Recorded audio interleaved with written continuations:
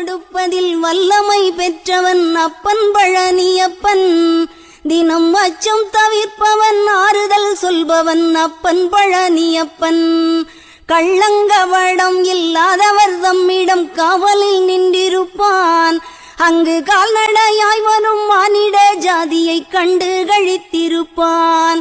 துள்ளி வரும்படி வெளுக்கு மேலொரு ஜோதி பிளம்பும் உண்டோ, அந்த சுப்பையன் போல் ஒரு அற்புத தெய்வத்தை சொல்ல மொழியும் உண்டோ. வெள்ளி முகம் 12 கண்டவின் வேறொரு சொர்க்கம் உண்டோ. ஆண்டி வேஷத்திலாயினும் வீரத்திலாயினும் வேலனை வெல்வதுண்டோ.